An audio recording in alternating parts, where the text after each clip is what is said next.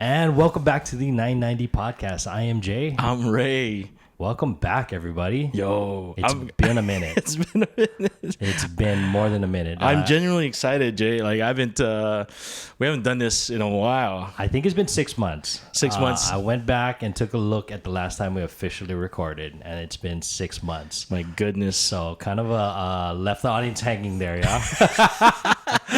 Small kind. Left Small all kind. 10 of our listeners hanging. Sorry, 10 of you, but thank you to you 10 faithful ones. Hopefully you guys held on and are excited to hear back from us. But a lot's happened, man. A lot's been going on. So yeah, welcome to season 4 officially. Season 4, baby. I know. Let's go. Something that Ray and I talked about when we capped off last season was that, with all of our new life events happening, we were gonna be a little bit more loose with this recording schedule. So we definitely have a passion for this. We enjoy it. We love just being able to catch up with each other, have a beer, and go from there. So we'll see how this goes, but we definitely plan on recording more episodes and hopefully get these out to you guys. Yeah, we might change this podcast to called Two Dads Podcast.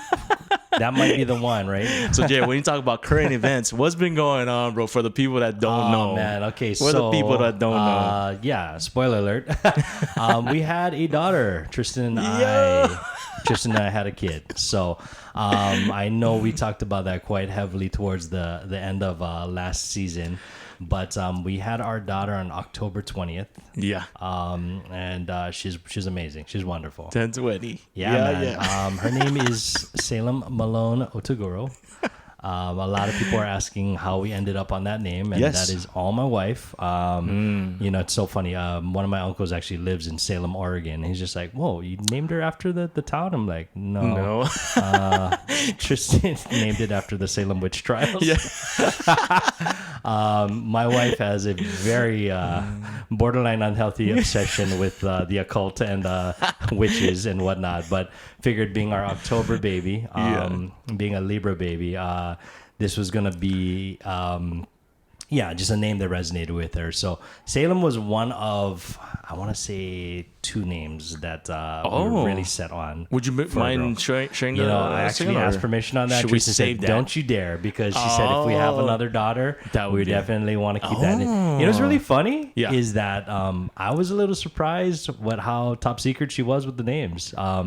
Just as much as we did not find out the gender, obviously, until day of, she did not want to share out names at all. And I don't know if she was afraid somebody was going to snake it, or she just didn't want to put that out. But, now that Salem's here, obviously, that's her name. So I want to stop you there, but every couple's different, and they're like, how do you, what's the process of deciding and who gets to, I want to say who gets to, but who is gets that the name? even, is that even the way you guys, so the way that we talked about it was, if and we had discussed names at length, so we had a whole list, narrowed it down, got to 2 names for a girl and then 2 names for a boy, and then we decided that if it was a girl, we were going to go with Salem, and if it was a boy, which was going to be the name that I had chosen, and I was going to name my son, and I'm not going to spoil that either, just in case we got a boy later on. But, keep that. I will say it's a pretty badass name. Be on the lookout. That's 2025. That's a hint right there. Badass. Yeah. Welcome, badass Otaguro. Exactly. Right. Just put that on the birth certificate. So Salem was a name that she really resonated with. Really liked it. A lot of people are being like, "Oh, that's really interesting." I don't know if they mean that or not, but sure. It's definitely not a very common name, which I like. Yeah, I love that. And then the Malone part, a lot of people are asking like, "What is that?" And okay, so before you explain, I think it's because you are absolutely correct. Let's go. It is 100%. Let's go because of Austin Post Malone. Okay, so talk about unhealthy obsessions. Hey, we gotta get the 2. Yes, we gotta get the wives in here. But Tristan definitely has a huge fandom for Post Malone. Both of us do. I didn't know that. Yes, I did not know that. Love his music, even the country stuff. Yeah, been a fan since White Iverson all the way into the new stuff. And yeah, man, you know, he just seems like a cool guy that I like to hang out with and have a beer. Tristan definitely always really just thought that you know, he's a great artist when it comes to just being a role model in terms of celebrity, right? Sure, yeah. So, you know, she's definitely really had an affinity towards him. But when it comes to just the name, she thought like, oh, you know, how would that sound? How would it flow? And she just really liked the flow of Salem Malone. So, you know, at first what kind of started off as half a joke turned into like, no, really, what do you think about it? And then before you know it, we're putting that on the birth certificate. And it's official. So it is does Salem roll off the Malone. tongue easy It because of does. the M, right? Yes. The Salem Malone. It just flows. You got it. That's so cool. When she's of age to kind of figure out what music's all about, we'll start playing Posty for her. Yeah. And hopefully she'll understand where her name came from. Yeah. That's so cool. Yeah, That's so man. cool.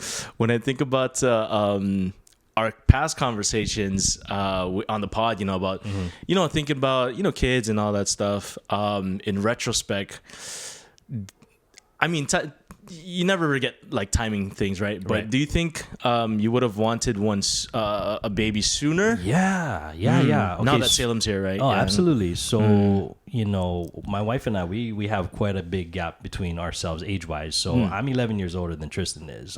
So in that sense, I think realistically, I don't know if she would have been prepared to have a child earlier. I don't know if I would have been prepared. For some odd reason, and just the way that the world works, I think I'm that immature that this 11-year difference makes zero. You know what I mean? Like, we are literally on the same page when it comes to just our maturity levels. So that's how immature I am moving backwards. But I think, you know, at 45 years old, I think that I am on equal footing when it comes to just where we are. We are on the same page with everything. And I think if we had done things any earlier, we might not have been. Right. You know, one thing that we had discussed, I think prior, was we just never thought it was in the cards for us, you know? And I know that that was a discussion that had come up. And we always just love the idea that that's great. We're always stoked for our friends when they have kids. Yeah. But when it came to our own life, we were just like, no, I don't know if that's going to work for us, because we just had so many other things going on that we enjoyed, and we just loved, you know, just not having that responsibility, if you want to, you know, just put it that way. Right. You know, not just emotionally, but physically and financially, right? It's a big responsibility. Right. So when we made the call to have the kid, I think even though I wish that I was a little bit younger, I think that it made the most sense for us now. Yeah. Ask me in 10 years how I feel about that, right? When I'm a senior citizen at my kid's graduation, I might feel a little bit different about that. Who knows though? You might be buff in the graduation. Yeah, well, we'll see. We'll see. You know? So one thing I in my head, I was just like, because I always envisioned myself having a kid, you know, in the younger years, maybe like mid-20s or something. That's, I don't know why. That's just how I view things. But now one of the things that came in that just is like kind of on the forefront of my mind is like, shucks, I got to start working out. Like, hey man, no, seriously, right? So we should definitely talk. This should be a subtopic, but health is wealth. You know, I think I've gone through my whole life just kind of getting by where I'm just like, okay, I'm active enough so that, you know, I'm not considered quote unquote unhealthy, right? Yeah. But I've never prioritized it. Yeah. And I think only up until truly the birth of Salem, I thought to myself like, hey, if I want to be around for her life, I gotta really make sure that I start making this more of a priority. It's crazy how that is the one that pushes you to, you know, because there's the vanity point, right? When you're when you're single, or when you're young, or, you know, like when you're going out and you're trying to impress people and whatnot, the ego piece is like, I want to be in shape, right? Look good. And then after a while, when you get your wife, you're just like, you know, like, so that's the first thing to fall off. Like, I don't care what anybody says. Sorry, babe. But you know, when it comes to your kids, you want to at least be at a point where you feel healthy and you can keep up with them too, you know? That's the main thing for me. It's like, I just want to be able to run, for sure. run with them. I don't need to look good. If I can, like, because, bro, there's some husky guys that run and they got like stamina. I'm just like, bro, I want to get to that point. Like, I don't need to look good. You get winded running after Zoe? Dude, so I bought running shoes maybe 2 months ago. Because I wasn't gonna do the marathon. One of my friends, one of my homies, was doing the marathon, and it got me excited because I did it once. But I was like, shoot, I want to start running again because he's training, and you got to train. You have to train, otherwise you'll be dead at the end, or you wouldn't make it. Well, I remember you said you did that one time, and you're like, never again. Well, I failed the first time. Okay. Bro, I don't know if I said it in the pub, but I failed. I stopped at 20. So my you almost marathon made it. is 26.2 miles. Right.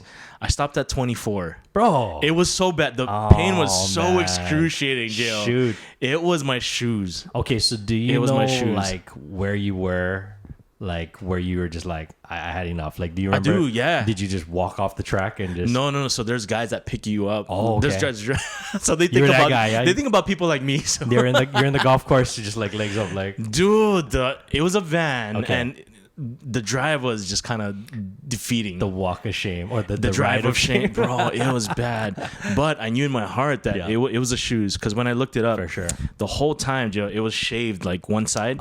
So if you're stepping like this, you're stepping like this for 20 something miles. Shoot. So next year came back. What shoe did you have, if you don't mind me asking? It wasn't bad. It was Put just them on blast. Put them on blast. It was some Nikes, man. Okay, It was okay. some Nikes. You needed that Hokas, yeah? Well, I used those Nikes for basketball, thinking it was okay. You're like, oh, we're running these Jordans, Jordan lows. Yeah, well, it wasn't basketball shoes. I used to use running shoes for basketball. Got it. Which is kind of dangerous too. Right. But next year, in my mind, I knew it was the shoes. Yeah. I came back with new shoes. Yeah. Asics, ran the thing. Yeah, there you go. Yeah, I mean, I man. was dead, but What it was your wasn't time? hurting. What was your time? Oh, I don't know. It's got to be over 6. Over 6 minimum. Yeah. Okay.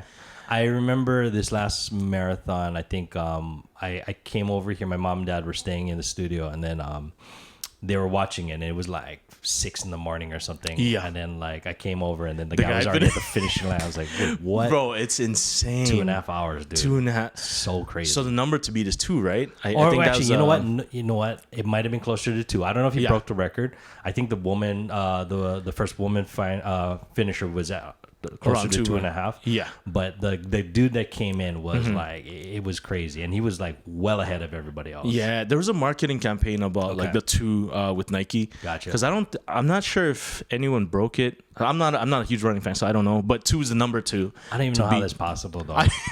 No, really. 2 Like, hours. I don't know how that's humanly possible to run 26 miles in 2 hours. That's insane. Are you a running fan? Not fan, but No. I'm just going to go ahead and say no. I have jogged, and you know what's funny is I actually had a dream a couple of nights ago that I was running, and that's how I know that it was a dream. I woke up and I was tired. I was like, forget it. But yeah, no, like when I walk a lot. I walk the dogs a lot. I enjoy walking because I listen to podcasts. what's your to music. step count at the end of the day? Oh, no. Well, so I think with work, minimum 12,000 steps a day. Ooh, yeah, that sounds right. But on a pretty busy day, I'd say at least 20,000. Oh my gosh! And like it'll give you the mileage count too. And again, given that's that I don't know how sound the metrics are on that, but like I think in a day, I can easily walk over 10 miles easily. Yeah. So, that's just on a normal day. But I don't consider that training, you actually have to go and run. And I think for me, I get winded quick. I don't have good stamina when it comes to running. I can go quick spurts and then I'll just have to walk. Yeah. But like when constant jog, like I don't think I've ever really picked up a good rhythm to just have a stride jog, where I can just continuously run. Yeah. I need music to run. Yeah, like, okay. It's just I don't know how people do it without. Like, Psychos. what do you do? What do you do? That's like you see that trend on the planes where they raw dog the flight. They call it raw dog. What is that? What is that? So like it's super funny. Like these guys go on a flight and then they don't watch anything and they don't listen to anything. Oh, they just stare at the seat in what front are of you them doing? for an entire flight, and it's just kind of like this funny TikTok trend. But like dudes will like do 7-8 hour flights of just staring at a chair. That's wild. Boy. I can't do it. I can't do it. I would sleep or something. I couldn't just sit. Is that and even look. possible? Do people even do that? Yeah, people have been doing it, and just to say they did it. I Yeah. don't. But that's the thing, right? What do you do a time lapse? Like, how do we prove that, right? Yeah. They're like, oh yeah, I did it, and you're like, no, you didn't. You were Yeah, watching. You were watching TV. Yeah. but I don't know, man. I feel like if there's anything that wastes time, like like that would be the one that tops it off. Oh. Like you're just wasting time. 100%. You're just wasting minutes. Definitely. But yeah, man, with the birth of Salem, there's been a lot of changes. Obviously, I can honestly say that this has brought Tristan and I. We were in an amazing spot. I think she and I, we love each other very, very much. This has brought us even closer. Wow, not just that's good. I think not just in our relationship, but just in this new role as parents. I think I look at the way that she's just kind of evolved into motherhood. And again, my wife's never been on the podcast. We talk about her every single episode. Yeah. She is exactly how I describe her. And when I say that she is someone that most people would probably be like, oh, that's interesting that she chose to be a mother.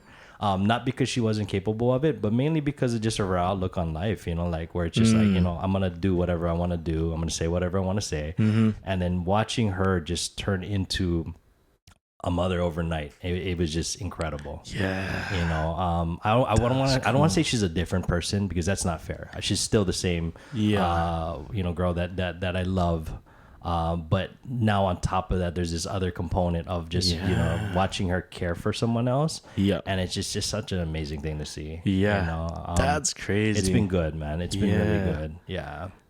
But I don't know, man. When it comes to like just the early months, I mean, I know everybody has a different experience. Do you remember what it was like for you when Zoe was born? Early months? Yeah. I think one of the things, it was just a lot of hard nights, I guess, because of her sleep schedule. Okay. But in terms of what I felt in terms of being a father, I guess, it really opened up a new perspective of what love is, I guess. Okay. In a sense. I guess I don't want to say it opened a new perspective, but it's kind of helped me understand the depth of it. Gotcha. Yeah, because now it's like, shucks. But I think I've always known that I was gonna like. I mean, I guess every parent knows they're gonna love their kid. Of course. Yeah, but I guess experiencing it in the real world is such a treat and such a joy. Definitely. Zoe is just like she just brings like the most joy in life, I guess. Yeah. And now that I experience it, I understand what how my parents viewed us when we were kids. Yeah, absolutely. So it gives us new perspective on each side, and I'm so thankful for that. And I think, if everyone can have a child, I think it's a good idea to have it at some point. Yeah. Just because it surfaces something in you that you think you didn't have, or maybe didn't realize about you. Sure. And on Joss's side, I just, the one thing that I've seen in the first couple of months was that the mother works just extraordinary hard, and they do so much. And the first month I was just like, bruh, minimum 8 months, 1 year, off. Oh, I don't. Yeah. I'm just like, 3 months is insane. Yeah. It's insane. I don't know how that works, but yeah, they got to get off more. I agree. Yeah, I agree completely. Yeah, it's like, I kind of as the dad here, I'm like, I want to take off a year too, But yeah. That's where Europe got us beat, with the healthcare. So I say that because she's breastfeeding, and then 3 hours in, the baby's crying, and then she's asking for the milk again, and it's like, and of course there's different ways to tackle that, but for some it's whichever way you decide to go, it's like. It's hard work either way. Like the mother is always there. Absolutely. And then, Gio, I think about sucking single mothers. Dude. And I'm just like, what, bro? I have a new like respect for single moms. Like, shout out to all the single moms. Well, single parents in general. Single parents. Yeah, definitely single moms, but just in general, I don't know how anybody can do this job by themselves. And the ones that can do it successfully, props to you, man. It's not easy. Yeah. Shout out Will Smith in what's that movie? Pursuit of Happiness. Great movie. Very good movie. No slaps involved. Yeah, man. Do you recall like the experience in the hospital? Was this all a blur to you, or do you kind of remember? No, I do remember. Yeah. I sorry, hon. I had a good time there. You're like, they fed me. It was pretty awesome. So funniest thing is that I'm sleeping and Josh is on the recliner seat and they have multiple doctors there, or the main doctor and the nurses, and the doctor comes out to me. Shouts out Dr. Bear. She's like tapping me. She's like, hey, your wife's gonna give birth. So I'm like, okay, I get up, I'm all flustered. I'm like, let me start the camera. Wait, you said she was on the recline? Oh, she was on the bed. She was on the bed. Okay. Sorry. The in my head, I was just like, Ray's just like, babe, can I get the bed? And she was in the in the guest seat. She was in the guest seat, just like you're like, babe, this is really uncomfortable. I need to my back. I need to lie down. Yeah. But it was just there, and just trying to cater to her prior to that. Yep. But we were there for like maybe like 4 or 5 days. Wow. Because longer than what we should say. Sure. But out there, I was just trying to stay awake and do work and trying to cater to her, do whatever I could, because sometimes I felt kind of helpless over there because of just things you can't. Do you remember how long the labor was? It wasn't that the actual labor wasn't that long. It was a dilation of the. Gotcha. That was a tough part. The cool story is that my doctor was like, okay, if it doesn't open up to this length or centimeters, whatever it is, then we're gonna have to perform a C-section. And so it was nowhere near close. I think I want to say I might be making up numbers, but I feel like it was like the amount that she opened up was like 12 or centimeters, something like that. I don't know what it was. I think it's supposed to be 10. Huh? 10? Okay, 10. 10, yeah. She was at like 4 and 6. Okay.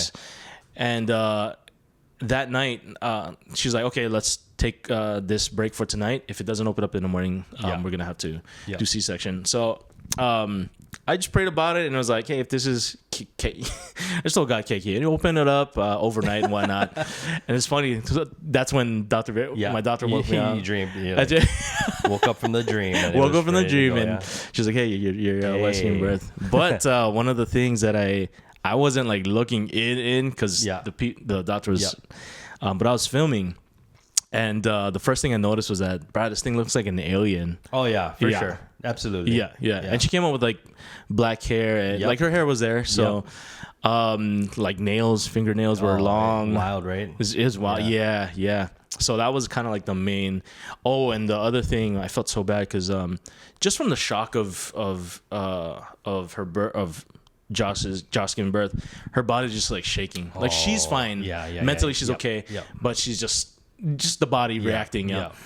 So just things that I remembered clearly. But you guys already knew it was a girl prior. We didn't. You didn't. So you were surprised as well. We're surprised. Yeah. Okay. So did you already have Zoe in mind, or did you guys name her after you? We had a list. Of names. Okay. Zoe was kind of the main one because that one was kind of a little bit more special because we had a miscarriage. I think I mentioned that. Josh had a miscarriage before, and Zoe means life. Okay. And then Sela means to wait, to kind of sit and just wait and reflect. I guess. Nice. Yeah. So that was kind of the one up there. Really? Yeah. For the guys, it would have been my name.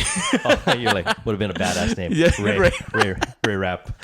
Well, just to give context, my dad's name is Reynaldo. Oh, so okay. I'm a kind of a junior almost. Is Ray short for anything? No, your name? It's Ray. So Filipinos usually have like 2 names in there. Raimundo. Raimundo. Yeah. Ray. So dad's name is Reynaldo. Yeah. He has Upper Web. I think his full name is Reynaldo I don't want to give government names. Yeah. Reynaldo Upperwebo. That's his like first name. Okay, got you. You know what? Now I gotta ask him about that. Yeah. Is this real, Dad? Like what? But my name is Ray Raphael. Okay. As a first name. Got it. But normally they have like two. Two first names. I think it's a Filipino thing. Oh, it's the best Ninja Turtle as well, Yeah. There you go. Let's go. Yo, shouts out to Jay. He gifted me one of the comic books. Oh, The Last Ronin. There you go. Yeah. Apparently, are they making a movie? They're supposed to make a live right? action. Yeah. Yeah. That should be interesting. Yeah. That should be interesting. So I'm down. definitely down to go see that. Yeah. Dope, man. What about you? Like any main eye openers? Our memory from, okay, and my wife's gonna murder me after she watches this podcast because I'm gonna get all the details wrong. This is my account of what happened. Let's preface so, this. you gotta preface this is what I experienced.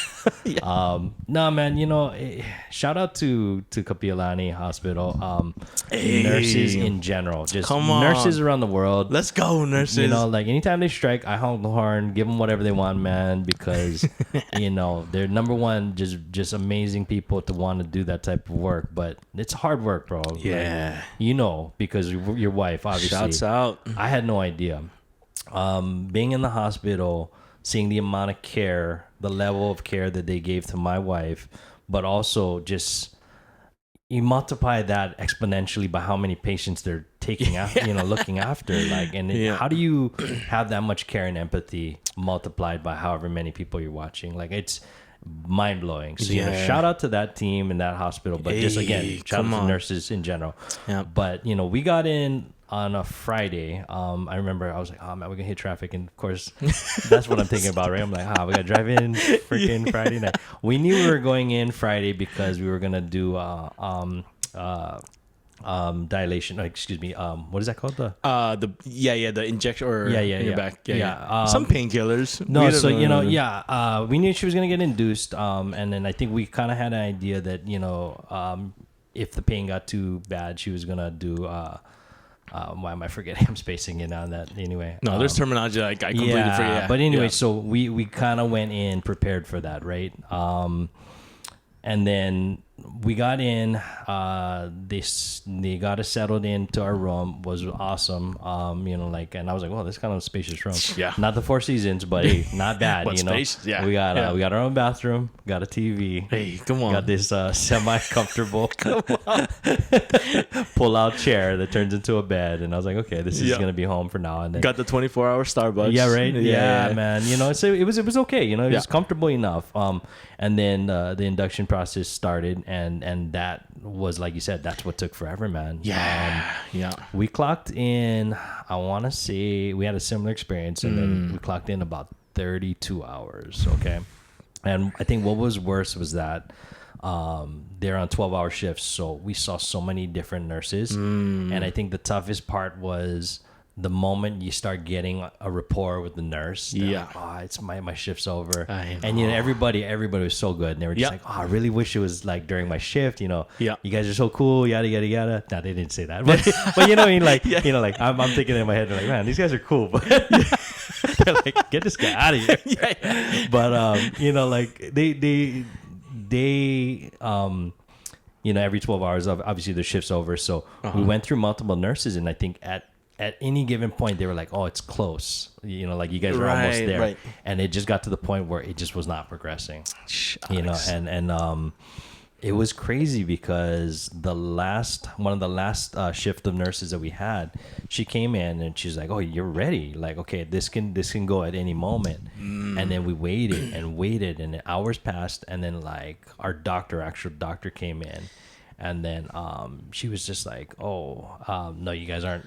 That's tough. I think they just misdiagnosed the diameter there. And she was like, okay, truthfully, it doesn't look like this is going to happen naturally. There's a number of factors, and, we don't want to put the baby in distress, obviously. So, and at this point, we've been up, I don't know how many hours. Tristan's been up, like, she hasn't eaten, it's just high stress, no sleep. And, for me, I'm starting to panic because it's like 3 a.m, and they're like, we're going to have to do a C-section.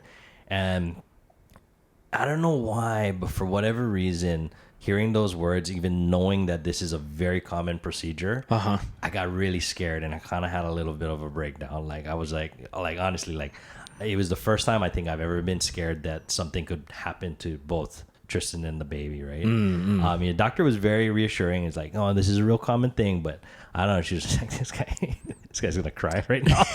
I was like crying, like literally. I can honestly say, like, I kind of just broke down and I'd have a moment to kind of collect myself because the moment Tristan at this point was like, get this thing out of me, right? But for me, I'm like, whoa, like what is happening? I wanted to get all the facts and stuff, and as soon as she said yes, within like 10 minutes, they had her prepped for surgery. There was just people in the room, just kind of getting her everything, and then next thing you know, we're in the operating room, and then like they call me in. They're like, okay, this is what's happening. This is what's gonna do. Like once we get the baby out, we'll show you the baby, and you can tell Tristan like what's the gender. And that portion was actually really fast. I want to say within 10 to 15 minutes, they had made the incision. Salem came out. They held her up, and it was super funny because, like, I think I was just in so much shock of what was going on. Yeah, they just got literally a blanket. Like I can see the top half of Tristan. They have a blanket up. Doctors are working on the other side, and then they pull the blanket down so I can see the baby, and all I see is just blood, right? And I'm like, yo, like, so it took me a minute to like focus not on what was going on with Tristan, but like actually look at the baby. Yeah. And then they're like, okay. And she literally, the doctor kind of just had to open up her legs so that I would just know. Like, I was like, oh my God, it's a girl. And so I told Tristan, and then they brought her over to the incubator, and like was just kind of working on her. And I remember, even though she was completely drugged up and out of it, Tristan was just, she had she had just was so cognizant of what was happening, and she just said like, oh, why isn't she crying? And I was like, oh, I don't know, because you always hear about the baby, right? And then like the baby wasn't crying, so Salem wasn't crying, so I go into panic freak out mode again. I'm like, what's going on here? And then they're like, oh, she's just kind of in shock. So they started administering oxygen to her, and then within about a minute or so, she started crying. And then like they just monitored for a couple minutes, and like, she's okay, and then they called me over, kind of like cleaned her up a little bit, and they're like, you want to introduce her to Tristan. So I brought Salem over, and then that was our first moment. And it just I know that I'm probably missing a lot of details, but I remember what seemed to happen just in the span of like a blink of an eye was the course of however many hours of just that entire experience going into it. It was rough, man. Tristan's a trooper. Like, I always knew how strong she was, but like seeing her go through all of that I just had a newfound respect for her, and it was amazing. They brought us to recovery, and Tristan had to, obviously, they had to finish the procedure, which did have a little bit of complications, and that, luckily, just knock on wood, everything worked out. But they did definitely have to do some extra work with her, and that's all of that's happening while I'm with my new baby, and I'm just in my head, I'm like, oh man, just make sure, check on my wife, please, let me know that she's okay, right? And long story short, everything worked out. Because of the C-section, they wanted to keep us in the hospital for a while, and then so for the next few days we were there, and that was probably for me one of the most uncomfortable experiences of my life. I would say one of the most uncomfortable experiences that I can recall was probably when I got my sleep study for my sleep apnea. Oh, no. But other than that, just staying over in the hospital. Oh, interesting. And the reason why is because, and Tristan will 100% refute this, but I didn't feel like I could relax. And the reason being is because I think there's so much monitoring that has to happen that there's just constantly people coming into the room to check on both her and Salem. And 100% necessary, needed. Not only were they doing their job, but going above and beyond on it. And then everybody was amazing. But because of that, you can't really relax because you're just waiting for somebody to come into the room at all moments. Yeah. And that was over the span of a couple of days. And I think for me, that was just probably the roughest thing. Yeah. Do you think if people or other dads talk to you about it and like their experience in the room and whatnot. Do you think that would have helped, or is just kind of like one of those things like? Yeah, yes and no, and yes in the sense that I had no idea what was going to happen, right? I didn't ask anybody. You know, people are always like, oh, you know, let me know if you need any advice, and I'm like, yeah, okay, and then okay, yeah, that's, and, you know, that's like, exactly what I was probably you saying. know, my mom gave me a bunch of books to read, didn't read any of them. You know, people are like, oh, listen to this podcast. I'm like, I'll get to it. Yeah. So I went in completely blind, and that was my decision, but. So yeah, maybe if I had heard a little bit more about what people's experiences were at the hospital, I would have been a little bit more prepared. Yeah. But at the same time, everybody's pregnancy is completely different, right? Right. So I don't know how much that would have helped. One thing I will say though is, you know, just be there and be prepared to put effort into your partner. Like I think people go in and they're like, they got their iPad charged, they got, oh, I got all these movies downloaded and all this stuff, like that kind of crap that doesn't matter, right? Like, and of course that's me, right? I'm like, oh, you know, like I gotta make sure I got my chargers and all this stuff and everything. None of that matters. Like all that really should matter is what's going on with your partner during that moment. Making sure you're attentive, and you know, I think that would be the only advice that I would give to somebody. Like just go in there expecting like that you're gonna just need to be as attentive and as, you know, emotionally present as possible. You're gonna have to be kinder, you gotta speak softer, you know, you gotta just be patient. They need something at the snack shop, go get it, all of that stuff, right? And that's all I would say to that. But yeah, man, all in all, you know, I'm just happy that she was healthy. That's all I can ask for. So yeah, after what appeared to be, you know, almost a full week, it was collectively about 5 days or so, we were able to bring her home. You remember that drive home? I do. The only thing I was thinking about, bro, was drive safe. Drive safe, and the car seat. The car seat? Like, just safety in general. Yeah. You're like, did I install this correctly? I was like, this would be so crappy. Yeah, I know. If we all died in a car crash. Seriously. Like on the first. Seriously. I don't think I've driven slower ever. And you know what was worse was that when we got released, traffic again, right? Yeah. I was like, man, we just picked the worst drive times ever. We got released. I'm like, oh crap, we get stuck in traffic. But it kind of served in the sense that, you know, I was really like, Salem didn't make a peep the entire drive home. She was just silent. And, you know, I just kept asking Tristan, is she okay? She's like, yeah, she's sleeping, you know, and it was just wild, man. You know, like that drive home was memorable. My mom and dad were already here.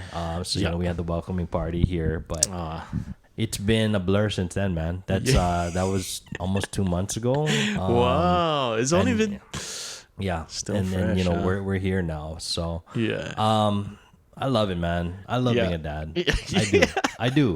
I mean, you know, I know. Come on. I know, like, this is something, again, that I didn't really think that was going to be a thing for me, but I would not have it any other way. It's a different feeling. And, you know, there is a selfish component on there where, you know, like when you just feel like you're making a difference, right? Where right now, like, because she can't speak, all you can really do is just see her face and how she emotes. And luckily, you know, Salem's super emotive, so I can tell when she's, you know, happy. I don't know. The doctor, it was funny. She was like, oh, you know, at this age, at this point in time, like, you know, you're gonna start seeing things that are actual true emotions. Because prior to that, you know, she could have farted and laughed, and she wouldn't even know why she's laughing, right? But now, if you make her laugh, you tickle her, you know, you make her smile, like she's like, this is actual genuine responses. So now you just find yourself trying to do it, right? You're like, I gotta get a smile, I gotta make her laugh. She smiles. She smiles a lot. She also gives me a lot of side eyes too, because I'm being that annoying guy. I am trying my best to just be the most annoying dad ever. I said something. I put my foot in my mouth the other day. I was at work, and then people were asking me about Salem, and I used the worst analogy ever, and it was kind of funny now, but I was like, you know, everybody knows how much I love my dogs. You know, Tristan and I, we love Farrah and Penny. Like, we love them, and anybody will tell you, you know, before you have kids, they're like, oh, you know, your dogs are your kids. And then, you know, you'll see when you have a kid, you know, like, things will change. And I was like, okay, cool. I can honestly say things haven't changed. Like, I look at Farrah and Penny the exact same way, and I love them so much. And I feel like it's funny because my heart just kind of grew more just to make room for Salem. Yeah. So the thing that I said, I was just like, I love my dogs like they're my own kids. So I treat my daughter like she's a dog.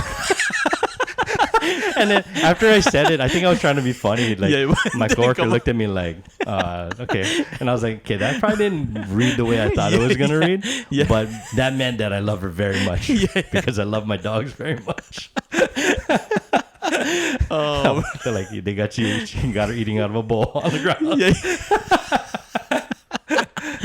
Oh, man. The first few months, though, I mean, even like the first smile that once you see it happen, it's like, oh shoot, I gotta try it. You gotta try to make it happen. But man, there's a bunch of, it's like little gems along the way. It's like when you play a game, the more you advance in the adventure, there's like little gems here that are just new for each month. Absolutely.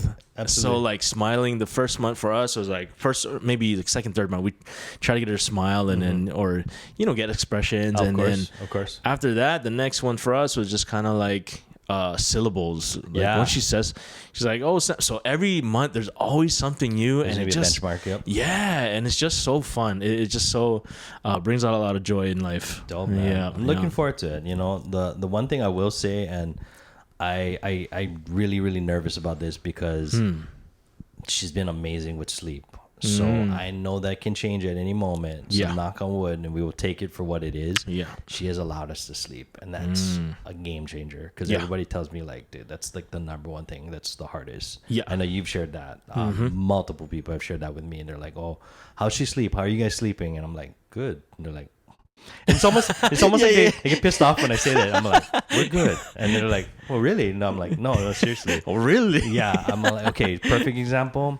She went down a little bit late last night. I want to say about 11:30 or so. Woke up this morning 7:30. Okay. That's the life.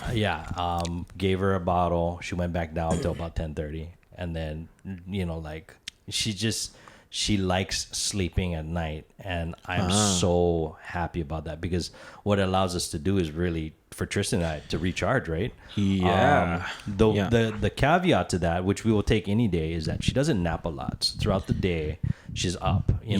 We'll get to a point after we feed her, she might get a little bit tired. Like we'll put her down and maybe 30 minutes to an hour, and then she'll be up again, and then we got to carry her or we got to put her in something where basically you got to give her that attention throughout the day, which totally fine, sure, because again we've been given that time to recharge at night. So knock on wood that continues, but so far my experience has been pretty dope with that. That's good. I know. like you said, a lot of people are shoot, you guys are like the top 3% probably. I know. And that's the one thing that I definitely want to make sure, I count my blessings while I can. But yeah, man, I know that was a lot on that. Like, what's been with you, man? Like, I know prior to us recording, we had talked a little bit about some new work experiences for you. Right? You wanna? So I left my job in September. I don't know if I mentioned that. No, because it's 6 months. The last time we recorded. Yes, I left my corporate job. I don't know if it was a corporate job. Yeah. It was on a construction company. Super solid guy. You were college shirt. Here and there, I could if I want. Because I was that's a corporate job. Yeah. The what do you call basic Hawaii business is the aloha shirt, slacks, and slippers. You know it. That's the look, man. I'm always down for that. Hey, Nordstrom Rack, they got some sales for Rain Spooner. Oh, if people are Rain Spooner fans, that's where you go, man. There you go. Normally it's like $120. They're expensive. They're real expensive. At the Rack, it's at like $64, something like that. So it's a good spot. Shameless plug here. Shameless plug for a company that doesn't support us. But so I left that job, and then was looking to start my video agency, I guess you want to call it. So got the website up. I just got to add content and all those things. But man, it's the world's changing in a sense where normal jobs are starting to, I want to say dissipate, but it's just becoming less and less popular, I guess. Yeah. Of course, there's ones that are definitely needed. But in terms of like the way that people are, bringing income in, a lot has to do with social media, Yes. right? And so that was one of the reasons I wanted to start my own and be able to do the projects that I wanted to. With that said, there's a lot of avenues to that. Okay. Like video can be utilized in so many ways. But that's kind of what I'm trying to figure out now. And in the meantime, I had it in mind before even leaving that, okay, how am I going to build this up? How am I going to have funds to build this up while Sure. I'm building up? Sure. And so I thought, I was like, okay, maybe it's time to do music then. Okay. Because growing up, I was like, people would always tell me when I do live performances that they enjoy the sound that I give it, or the songs that I sing. I just didn't want to do it because I didn't want to see it as a job. Got it. And I was kind of afraid of, it becoming a chore more than just me like, oh, I want to play music. I'll grab my guitar and just play. But after having Zoe, it's like you gotta make things work, absolutely. and the motivation's there. And so while I'm building up the video stuff and just I have all the content, I just gotta put it together and whatnot. But while that's happening, doing music on the side. And so I played in like 2 weddings recently. Nice. And then one at a farmer's market. And I think I've been trying to hit up the markets because business-wise, you want to get your product out to as many ears as you can, right? Of course. And so farmer's market, if you got, I mean, this is just basic, right? Yep. That's where you go. That's There where you you go. People are probably couples that like to go to farmer's market that might be getting married. Absolutely. You know what I mean? Absolutely. And then you got the actual farmer's market who might want live music at the market. So it's just a good spot to play a gig at. Nice. If you're trying to build your rapport or what do you call what's that word? Starts with an R. Rapport. Yeah. Reputation. Reputation. Sorry. Yeah, reputation. That one's like flying away. But your reputation as a new incomer or in music. So that's generally been it. October. Now with Zoe, holidays and all these events just become a lot more eventful. Yeah. Because now like Josh wants to go bring Zoe. We're trying to go to all these spots now. I hear you, man. Which is cool. Yep, Which is cool. yep, But yep. for me personally, I'm just chill at home. Yeah. Back when I was singing, I'm pretty chill. But For sure. now it's like you want, at least for me, I want Zoe to kind of experience, look, check out those lights, honey. Like it's it's bright, it's big, it's colorful. Yeah. You want them to experience and just be happy about these things. Did you guys go to the Honolulu City Lights? Not yet. Okay. You guys went. We You went. guys- We went. It was pretty busy, Bro, man. how's traffic? Traffic was wild. Like King Street's kind of crazy down there. That's why we don't want to go this year. She's gonna want to go on the train. So they have like a you guys- mini train? train. We didn't go. Oh, they have okay. like a mini train that goes around the perimeter. Kind of cool. Like they got a bunch of tunnel lights. That's and, new, and huh? stuff. That's new. Yeah. So there's a lot of attraction down there. Yeah. I definitely it's for kids. Yeah. They got a little bit of. They got some vendors out there. It was super funny. oh, yeah, bro. that's right. The Yeah. food was so expensive. We didn't eat, but I was like, well, that smells good. And I took a look at price. I was like, not that good. Yeah. Bro, $29 plate lunch. What? $29 plate lunch. My guy, I bro. know. What in the world? Tristan- What are they charging them? Tristan bought a $16 ice cream cone. Yo. And I was just like, enjoy that. Yeah, bro. Because now we can't eat dinner. I'm thinking about what's called. There's like some video clips of how water's this much at home. Yep. But how water's this much in the Dude, movies. yeah, I know. How much is in the airplane? It's so crazy. It just depends where you're at, I guess. Yeah, Yeah. and again, right? Like, can't knock the hustle, but Can't knock the hustle. Yeah, but I'm But gonna support it. But shoot, is it ran by city and county? I believe so. Yeah, Because they got to pay somebody. The vendors got to pay somebody. Oh yeah, something. yeah. I'm So sure. I'm I'm sure. I'm sure. Like they made a killing, but I'm sure they had to pay quite a bit to have placement down there. But That's crazy. Yeah. Last year, it was so nuts. We we spent like a long time trying to find parking, but that's probably the reason why we don't want to go this because the park. I feel like everyone just came out of the woodworks, bro. It was the most busiest time throughout. My lifetime going to the holiday, like that was the most I've seen people. For sure. We went this past Friday, so we went on a Friday, which is wild. I don't know what just we were choose thinking. I know, man. I know. We're like, let's just see how long we can sit in this car. Yeah. We got lucky. We had a friend of ours with us, and she was just like, think positive thoughts. I'm like, shit, right. And then we went, and then we found parking instantly. I'm like, you are literally coming with us everywhere because you're a good luck charm. But it was really, really lucky. So we found parking, and it was fun, but again, it's for kids, right? It's for kids. Like, I mean, would I go down there with just Tristan and I? Probably not. Yeah. Can think of other things to do. Yeah.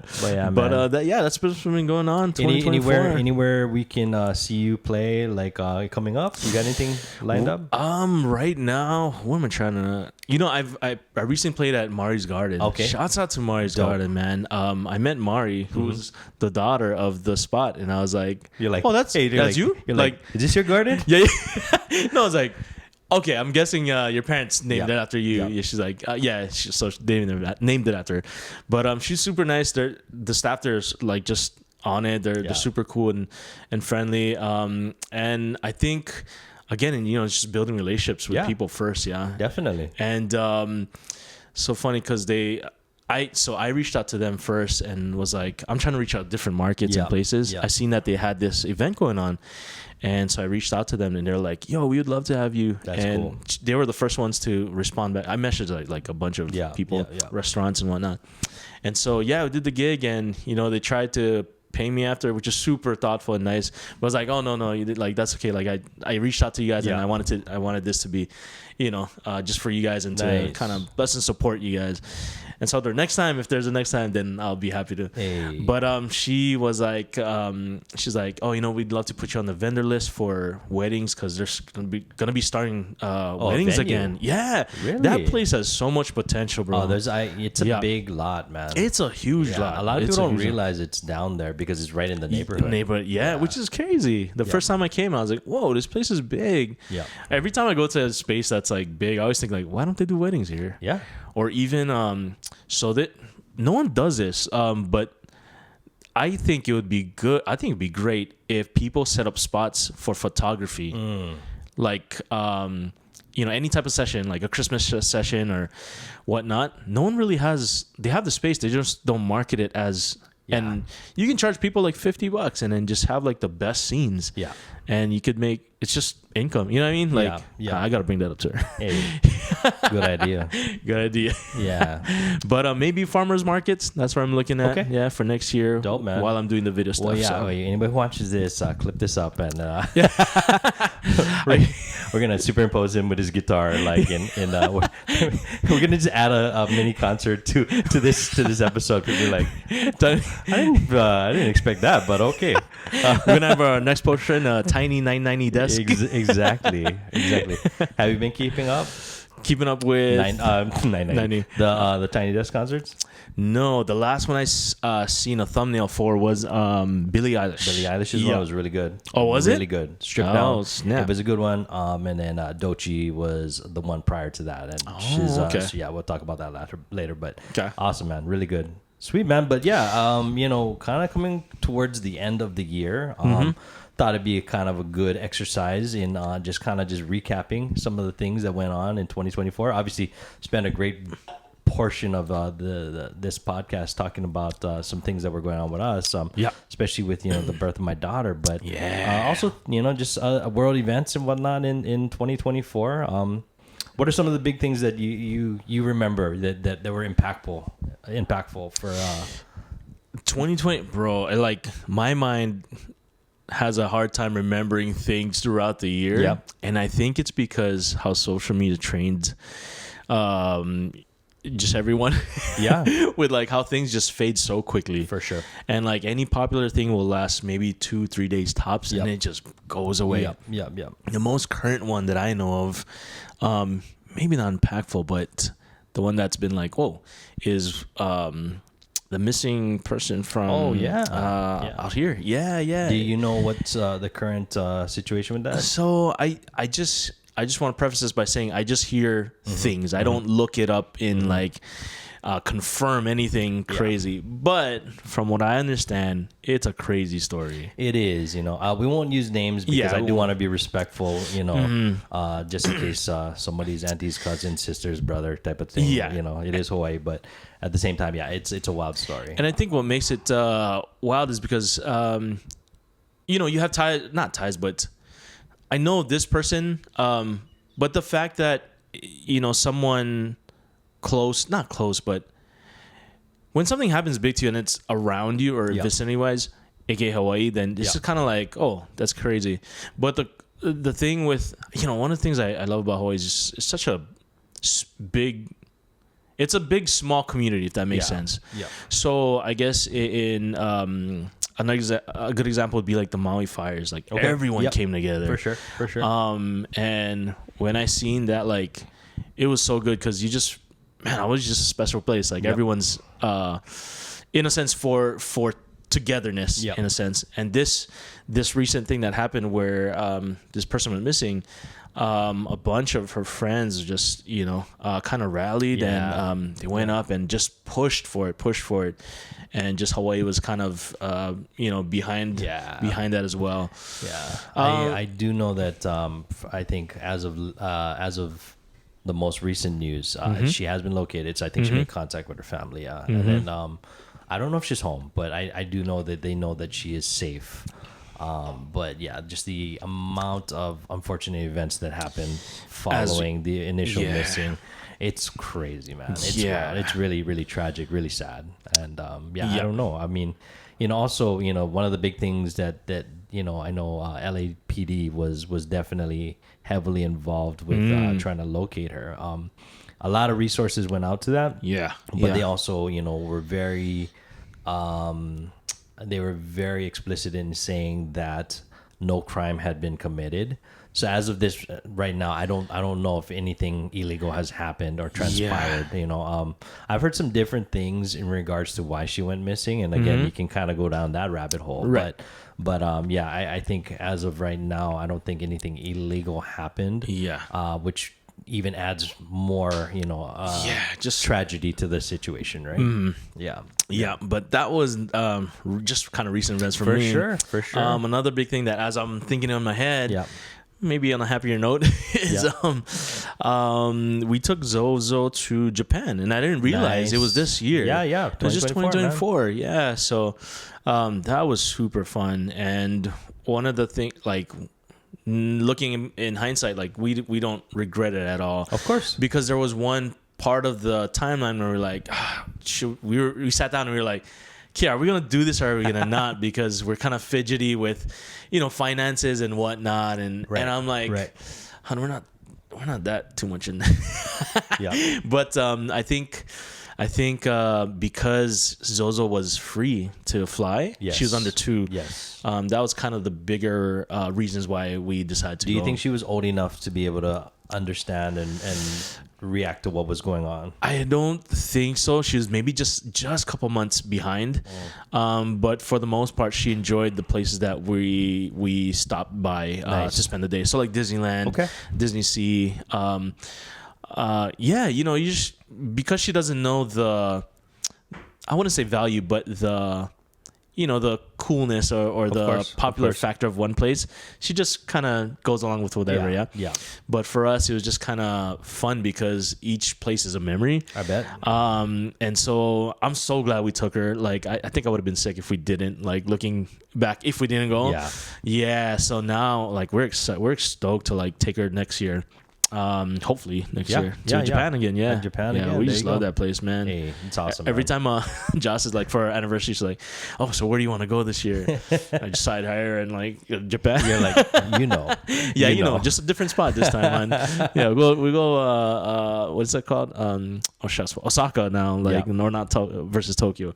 So, but the only thing is that we had to stay in one spot because it's tough to travel with jumping around. Absolutely. So even like bringing her stroller, I don't think it was needed because and and I say this because I was the one to like manage it and stuff. It's a lot to haul while you're going through streets and going through trains. Yeah. I don't think it was needed because you can just rent it out to the places at the places you're at. Okay. Yeah, so I think I definitely would have just used the carrier. There you go. For future, yeah. For sure. Yeah. For sure. So Japan, that was mental note for when we travel. Hey, let's go. But those are kind of like the two main ones. Yeah. Off the top of your head, what's going on in your list? Well, I mean, when I think of like just world events for 2024, a lot of things happened. 2024 was a good year, but there was also a lot of bad things that happened. You got ongoing conflict right now, of course, in Gaza and whatnot. I'm not going to even start touching that because that's a whole different topic. But I think one of the most impactful, and then this is a very polarizing topic because I think people have very strong opinions either way. Okay, but Trump's reelection was a big one, that's right. That the election in general, I think, I think for a lot of people, they felt blindsided with the results. But I think if you are to take a very calm and open perspective on everything, the writing was kind of on the wall as far as like this shouldn't have been as big of a shock as it was. And I think, it's hard, I know we're not a political podcast and I don't want to get too deep into it, but, I definitely have very strong opinions on the man himself, right? But I think that it was really interesting when people really were shocked that, Kamala lost the election. And I'll be honest with you, as surprising as it was, I wasn't that surprised. And it's just interesting, what was your take on that whole situation? Were you just like, oh man, I can't believe this happened again? No, so I don't really know what other people's reactions were. Yeah. Going down like the whole when people were doing their tour or whatever, it just seemed like they just that team was just not making the right moves. She should have done Rogan. So I don't want to put it all on Joe Rogan that he won the election, but I know a lot of people definitely alluded to the fact that if she had gone, maybe that would have changed or swayed some opinions. Really? I know that there was an invitation that was open and she didn't want to go to that's Rogan being Rogan. He didn't want to meet her. He's just like, you got to come to Austin. And they were like, no, we're not going to do that. So one of the things that I heard on his podcast was that the way that again, this is not political, whatever, but this is just what I heard from one of his podcasts. Is this, they have like a set thing that they talk about, and they have the terminology that they use, and they're good at that. They're good at just that scene or whatnot. But if you give them a genuine question on a different topic other than what they're trained or they've reviewed maybe, then they just kind of. Well, yeah, no, absolutely. You know what I mean? Like that's what I heard from one of the George. Did you watch the Vance, the JD Vance, and then the Trump, the second episode where he did President Trump? Rogan? Did you watch those episodes? Vance one I did a little bit. Yeah. I think that what he ended up doing, and I don't know if this was inadvertently or purposeful. I don't know. I mean, truthfully, like I am a huge Joe Rogan fan. I don't know if there's an agenda on his end, but I do believe that it allowed these political figures to be a little bit more humanized because they were talking about things that didn't really involve politics, right? So you're kind of able to see the people behind these caricatures that oftentimes are just in front of microphones talking. And, and obviously, everybody wants to know what policies are, and that's going to be very important when you're talking about politics, right? But also people want to know, like, is this a human or a robot? And I think that a lot of times, a lot of political figures, you're right, they just kind of become talking pieces for, a larger machine. And I think that just being able to humanize them and put them in and ask them kind of different questions, sometimes even uncomfortable questions, it really did allow the audience to kind of just say, like, oh, I can relate to that a little bit more. Not saying that that's, it didn't sway my vote, but at the same time, I did find that interesting that they went that route. I think whoever is in charge of their social media and their PR did a really good job. I think Joe. I think why a lot of people relate to Joe, or why he has the amount of followers he has, is because he presses people on whatever topic they're for. Yeah. And I think that's why a lot of people like him, because he's just kind of genuine in what he asks and whatnot. And that's why I'm hoping there's no agenda. But I don't know, you know. Well, I mean, I think he caught some heat after when he publicly went ahead and endorsed Trump. But I think I'm trying my best really to kind of just be objective about it. And I think what a lot of people might not realize is that you're not just voting for the person. You are essentially, right? Yeah. But you're voting for, again, I'm going to call it the machine behind the person. Yeah. And I think the Republicans did a good job just speaking to the hearts of the majority of American people. Sure. To win not just the electoral but the popular vote. That's saying a lot, because that means that whatever they did to kind of just establish that amount of support, it's really kind of just speaking to what people want, and what they want is change. So I don't think that's an anti-Democrat thing. It's just more like, hey, we've had this, now we want this, right. And this can really bite us in the ass. Let's be honest. Like the next 4 years will be very telling. But I'm hoping it won't be as catastrophic as everyone makes it out to be. I think you can kind of look at this as a learning opportunity for the Democratic Party to really hit the reset button and rebuild, because they essentially lost out on states that they just thought were a shoe-in, right? They were like, there's no way this is going to turn red. Right. And when you look at the map, like, you're like, well, wait, we lost a lot of these stronghold states, that we thought were going to be definitely voting one way, and they voted the other way. And there's a lot behind that, Identity politics, a lot of policies people didn't agree with, and whatnot. But that for me, I think that was probably the most impactful. That's definitely impactful. I remember it's so funny because Tristan's not a very political person, and for whatever reason, I think it's because of Salem, she was super like emotionally impacted by that decision. And she was really worried, and she had a sense of dread. And I know she can now objectively be like, well, it was just emotions, heightened hormones, whatnot. And for sure. But at the same time, I think because there's a lot more at risk now when you have a kid that you have to worry about, right? So that was the one thing I would say probably was the most impactful that happened in 2024. But yeah, man, we'll see how it goes. You gotta just hope for the best, right? So there's that. Man, what else is going on? Let's see. Did you watch any movies this year? I'd say like I watched a ton. Okay, lay it on. What's the one movie you watched this year, right? The one movie I watched, guys, was Wicked. Yeah? What'd you think? In theaters. Okay. Yeah, so Wicked. Joss is a big Broadway fan. Okay. And so she's, it was so funny. We're trying to find parking because it was tough to find parking at Pro Ridge. Okay. And there's no parking. She's stressed out. She's stressing out. In my head, I'm like, it's just a movie. We'll get in. Don't worry. She didn't want to miss anything. She didn't want to miss anything. So we finally find parking, and we're there. And we're there enough to get in before even the previews start. Okay. And so I go in line to grab popcorn when I come back. Yeah. $99 later, yeah. Yes. Bro, my goodness. I come back in and I was like, oh, so I tap her hand. It's like, oh, we're here, honey. Yeah.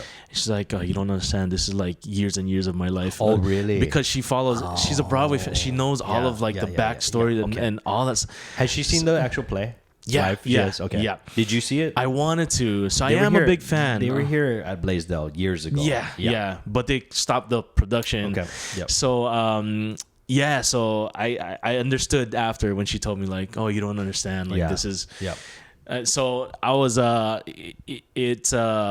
I could understand after she said that. Okay. Because I know when I find something that I like, and after years and years of being a fan, then you watch this thing or whatnot. But in terms of the movie, it was I would rate it high up there. Yeah, man. There's just some spots where I cried a little bit, and so, dude, I'm a crier, Hey, man. man. Hey, you know what? I read somewhere. I don't know how true this is. They said that crying in movies is actually a sign of emotional intelligence. I was like, oh, interesting. I wonder how they I come don't to know. that conclusion. I don't know, but yeah, I mean, I think I know. I don't want to ruin it for anybody that hasn't seen the movie. If this involves the dance scene, is that the part that you teared up? Which dance scene? The dance scene with Alphaba. When she shows up to the party and everybody's staring at her. Oh yeah, Did that you get was a little, one. You got a That little was misty one. on that, huh? That was one. I did too. You know why? I freaking hate bullies, man. Let's go. I hate bullies. Come on. So that's kind of like, for me, that was a theme of why I cried a lot. So it's that part, and probably like the last part. I don't know which dialogue it was. Yeah. But the theme of just being the misfit. Yes. That's like the whole theme for me, and why it gets me so emotional, because it's like people don't understand you, and you're bullied for reasons that shouldn't even be, you know what I mean? And that's the whole reason why I related to Wicked For sure. For sure. So it was good. No, man, it was good. Yeah. Did you appreciate, as a musician, did you appreciate the music? Yeah, so that's the first thing. For me, music's gonna be the first ear prop or thing that I kind of twitches my body. But yeah, even the first song, the opening song, I was just like, oh man, that's so sick that they use this particular sound or notes and chords. And the opening where she was, I think she was in the college and she went out to the fields. Yeah. Just song wise, and the way that it was put together, the song wise, because for me, the lyrics are second to music for me. Yeah. That's just always how it's been. I don't know why. Music kind of moves me more than what the lyrics are, in a sense. That's just for me though, right? But that first song was kind of set the mood and the expectation of what the rest is gonna be like. Okay.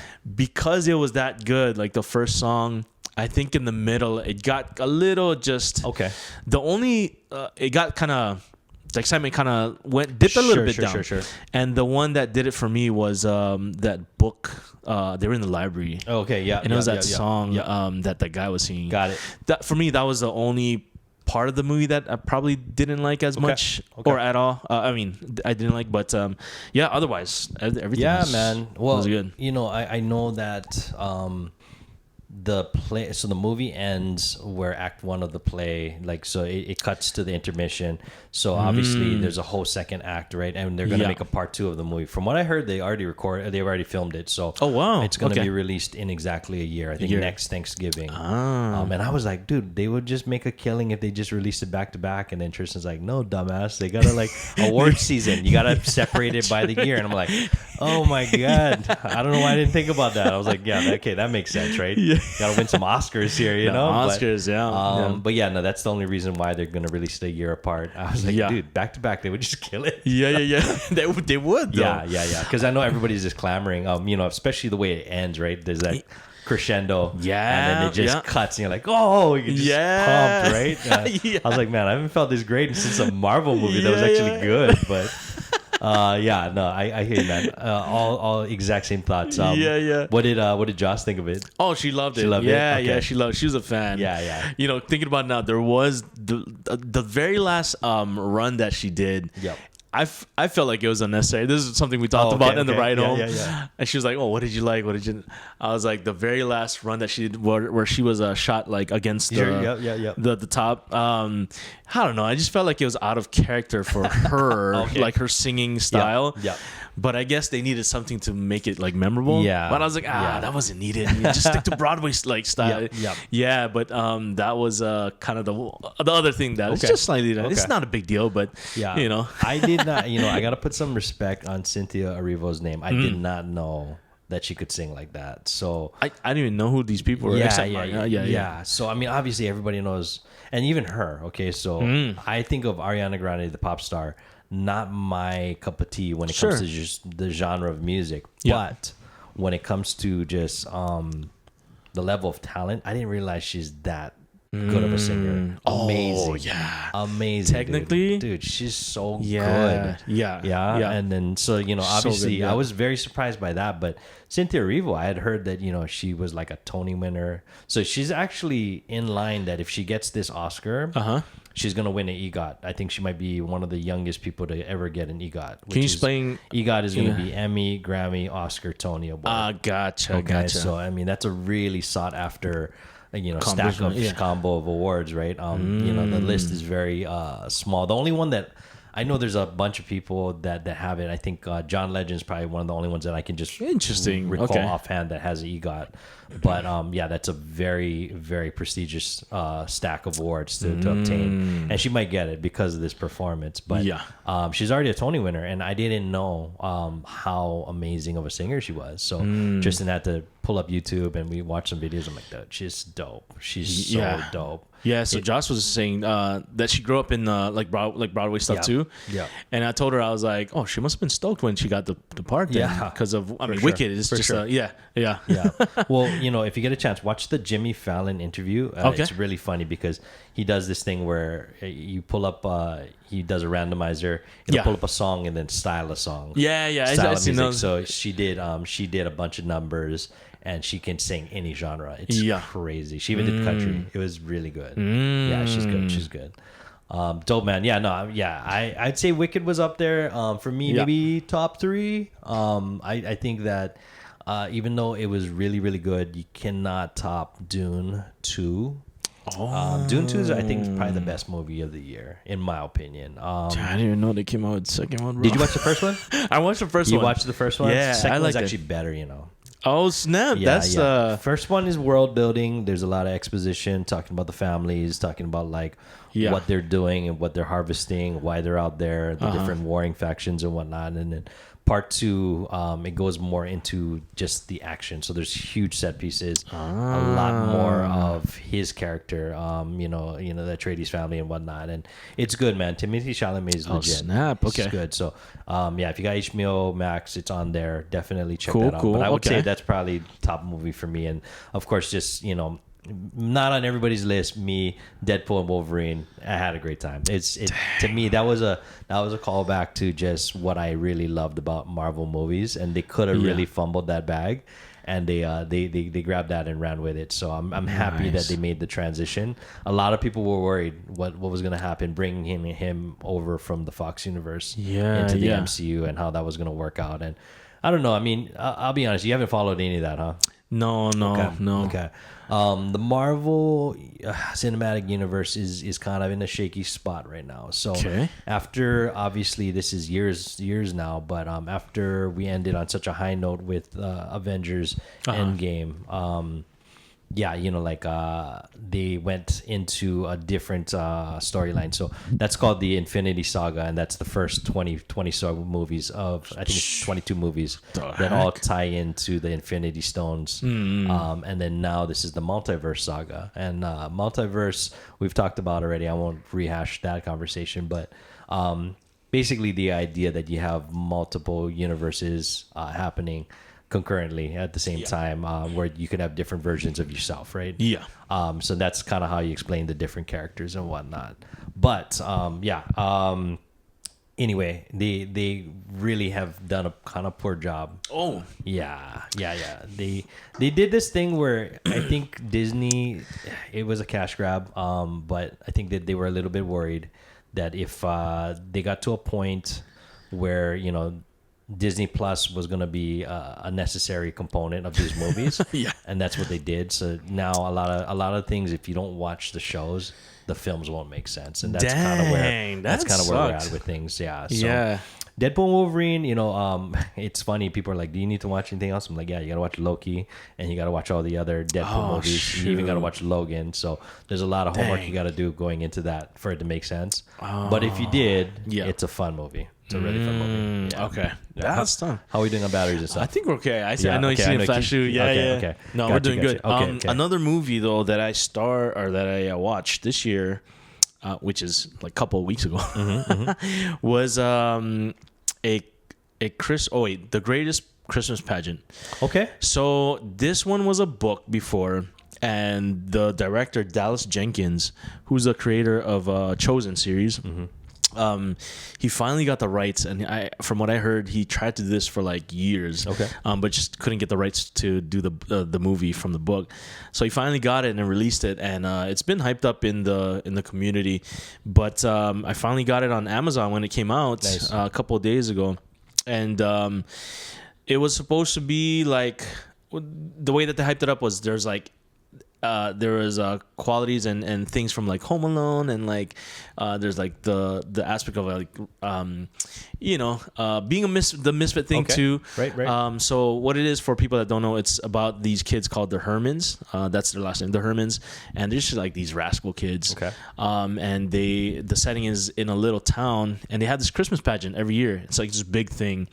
But this year, essentially another person was taken over because the lady who did it kind of got her legs broken or something. Oh, geez, okay. So, but somehow the Hermans just made their way into the Christmas play. Okay. And so that's kind of like the whole idea behind it. What is it, like present time, or is it back in the day? It's like it's kind of back in the day, but not too long ago. I mean, they didn't have cell phones. But still kind of, I would say like maybe late 80s or late 90s, maybe something like that.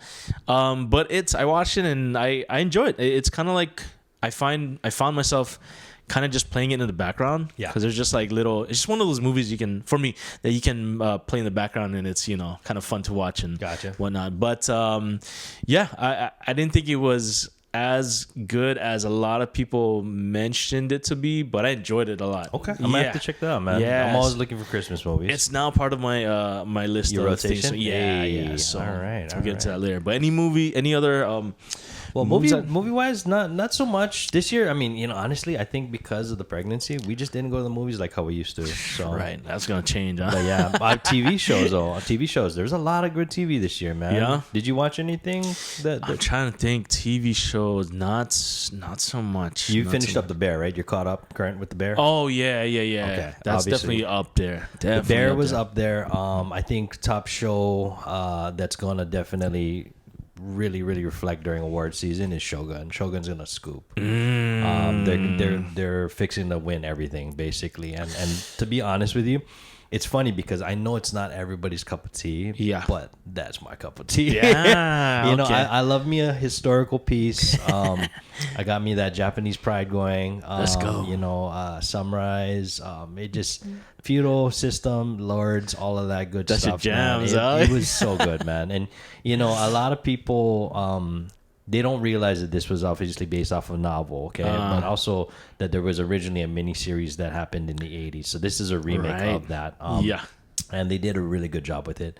And I think they fought the obvious decision would have been to do this all in English. I think as far as, when you put that in the board and you're like, well, we got to do it in English so you can get more eyes on it, more eyes and ears, right? And then they fought against that. And it actually held to the story better because it allowed it to tell it from the perspective of a foreigner. So, not having that language component in there and just all the native speaking Japanese, that really added to the story, and that was a very important component of the story. So I'm glad they did that. You gotta be watching and reading with subtitles, obviously, but I know, it made it a lot better. I think that made it a little bit hard for some people to follow, but if they had dubbed it, or if everybody was speaking in English, it would have diluted it a lot. Well, that would have been weird because they have that aspect of not knowing with the foreigner. Yeah, that would have been weird. Yeah. But that was probably my top show. Another good one. I know I talked about before. Mr. and Mrs. Smith was super dope. Oh yeah, the Donald Gulliver. Yeah. Did you ever get a chance to watch that? No. But that one I want to watch. Okay. There's a lot of ones I want to watch. Yeah. But that one. Where's that? Mr. and Mrs. Smith, I want to say, is on Amazon. Oh, okay.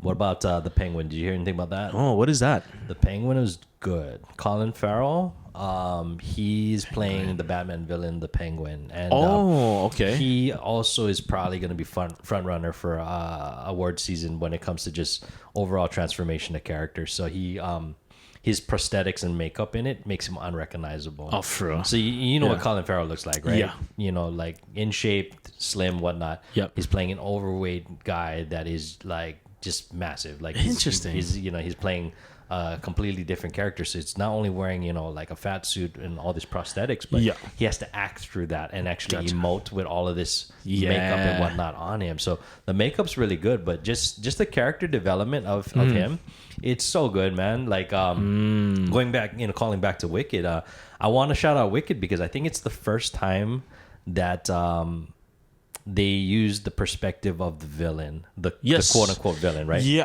And they were able to tell that story, and allow them to not only humanize but maybe shift perspective on how these people came to be, right? Yeah. So Penguin is an origin story on how he became the villain known to Batman. Got it. It's good, man. It's really good. That's on HBO. Definitely recommend that as well. Nice. I'll definitely look into that one. Yeah.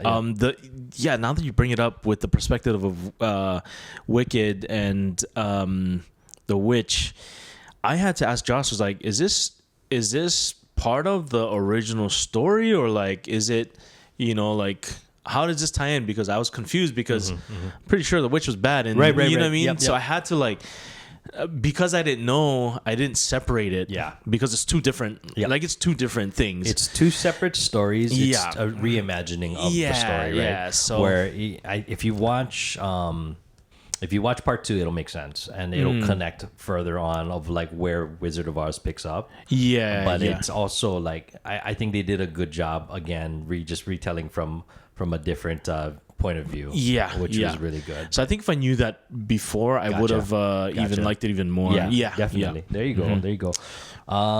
What about music, man? Any artists of 2024 that you were excited about? Or? Man, I sent you that meme with like the Spotify.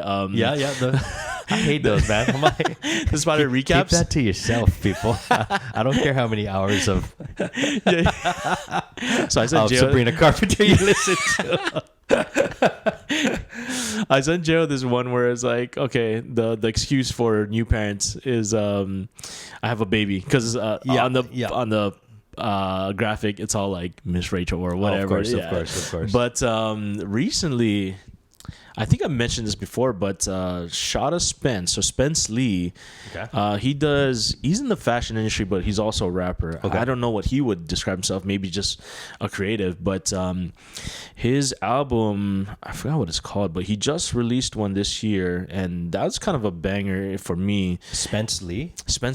Okay. He used to be under Shada Spence. Okay. But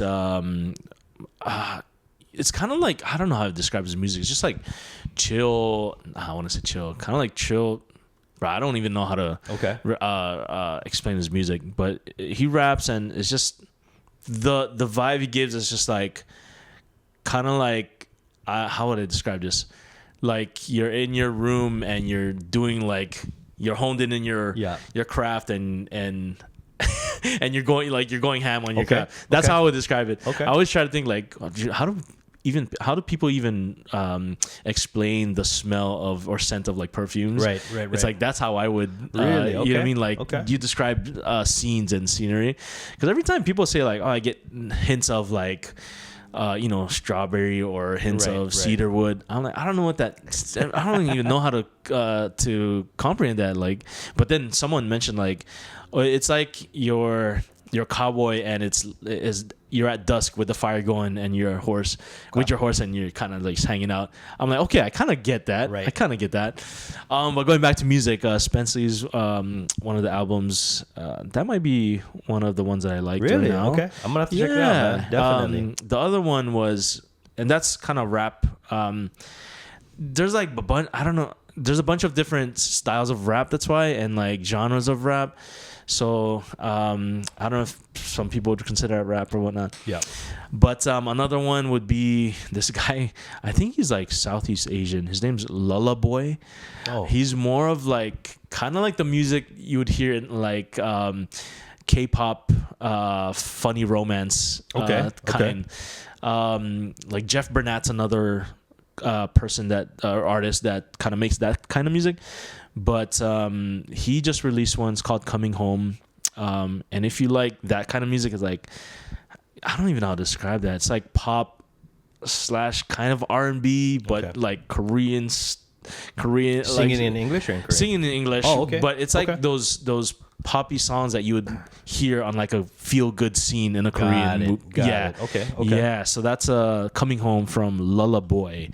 That's kind of like the two main ones that I've been. Okay, I'm gonna have to check it. trying- Yeah, I love talking to you because that's put me on to some new music, man. Yeah, one thing I love about JLX is like good music is good music. Yep. Like he doesn't have a genre. No, definitely not. Yeah, so Definitely it's like can appreciate that. Dope, man. Yeah. What about you? Did you? So we talked about the Tiny Desk. Have you heard of the artist named Doechii? No, I know you mentioned it. And I was like, Doechii who's that? She's dope. She is. I think she's next up. Honestly. Yeah. So Doechii's part of the TDE camp. She's with Good Company right now. Yeah. Yeah. But watch the Tiny Desk. I don't know anybody that isn't a rap fan. Wait. Good Company. Oh no, she's within Good Company. So like TDE, she's with Top Dog. Cause that guy. Oh, shoot, I don't want to. What's his name? He runs Good Company. It's like Good Company, but Penny. Oh, okay. But oh my gosh, what's his name? Bro, this guy's on the come up. Like he's La Russell. Yeah, got it. Okay. Yeah. I talked to him way back, and I was like, this guy's coming up. He's next. Laresso's Bay Area dude, yeah. Yeah. Vallejo, I want to say Vallejo. So, but he's nice. been killing it too. Okay. Yeah. The I think what makes him good is that he just puts out a ton of stuff.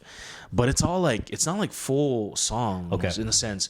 It's like maybe 2 verses, but the good thing is that the verse and the chorus, they're just catchy. Musicality, yeah. Gotcha. But then and you don't have to worry about like making the rest good. Got it. You just focus on 2 of those things and then make it like strong. Okay. And you got it going. So I think one of the things another artist that kind of falls into that category is Russell. Oh, Russ. Yep. Yeah. His music too. It's not like super produced. There's not much like instruments. Yeah. It's just a good beat and like good verse and a chorus of rap.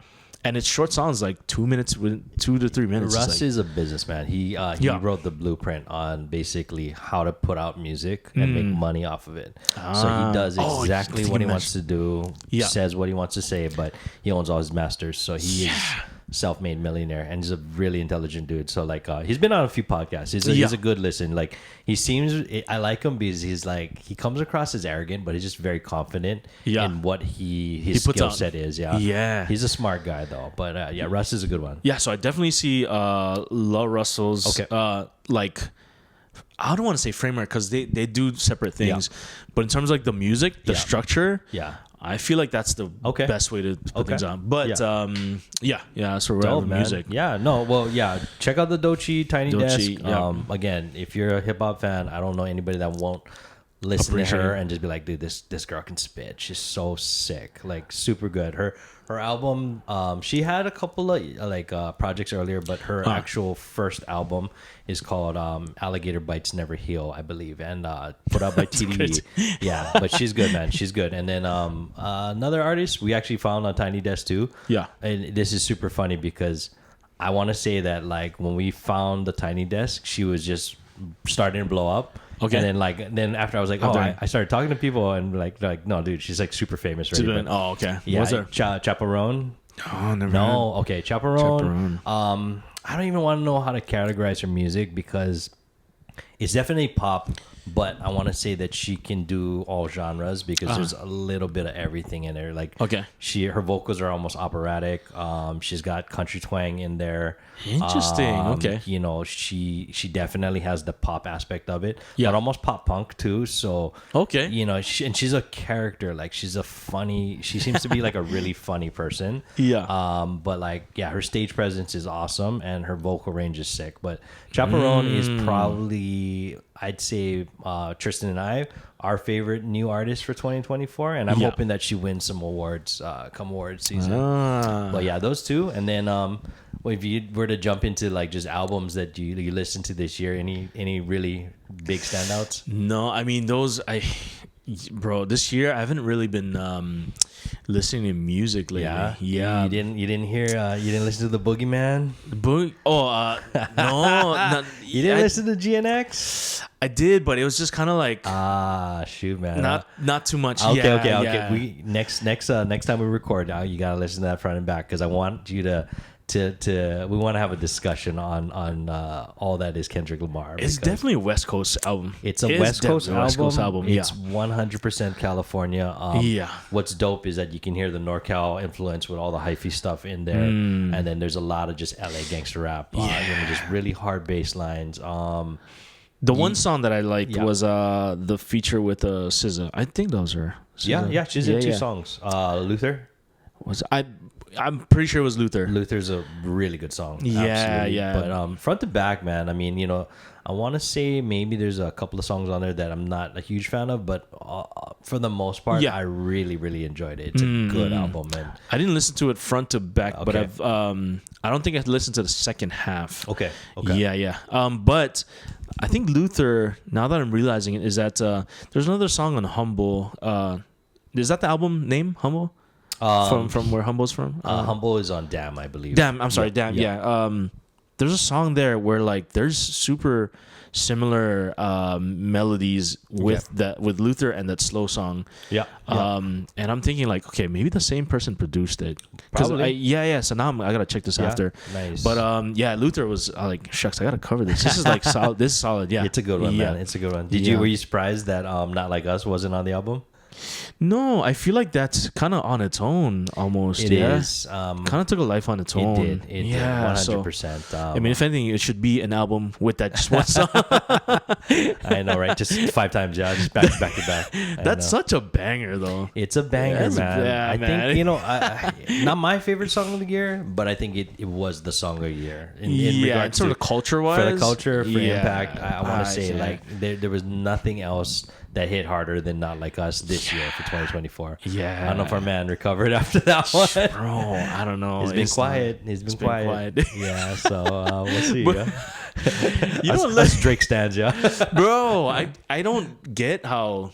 I don't know, man. Like, is this fun? Is this to them? Is it like, when is the last... Like, why can't you just stick to the lane, the lane that you're driving on? And, Well, I think that everybody gave Cole a lot of flack when he bowed out. And I think now that everything kind of came to fruition, they're realizing that was probably the smartest thing he could have done. Because Cole's just a rapper, dude, like he don't got beef with anybody. He's cool with Drake. He's cool with Kendrick. He just wants to make music. And he's been putting out a lot of stuff. He started a podcast too, Who? Cole. Oh, for real? Cole started a podcast. It's actually really interesting. You can go directly on his website and you can listen to the episodes directly from the browser. But he talks about just kind of the come up on like just how he started out. How his goal was to play basketball and rap was just kind of secondary and just his story. But it's interesting, man. Well, Cole released an album too this year. He did, yeah. But but that's just kind of showing that I don't know, I think some guys, they just don't want to get stuck in that mess, like like you said, just stick to your lane and it's like not worth it. But yeah, I mean, it made for an exciting year of music when that was going the back and forth. But that's neither here nor there. I think that's a whole episode in itself, kind of breaking down all of that. But man, it was good. It was good. I do definitely want to check out the artists that you suggested. And I think you got to check out Chaperone and Doechii. Those are two that are amazing. Gotcha. Yeah. Anything you read or listened to this year as far as podcasts or books? So books. Podcasts, not really. I think one thing that I tried picking up was learning Japanese. Okay. So I bought a program. I'm not gonna mention it. Or no? No, it's a different one. But I was just like, man, we went to Japan this year. We went the year before and the year before. Yep. I might as well just I can learn how to order something at least. Yeah. So I just started listening to that. Okay. So that's my podcast. Hey man, no, that's good. That's good. Do you think that you get to a point where you can feel comfortable?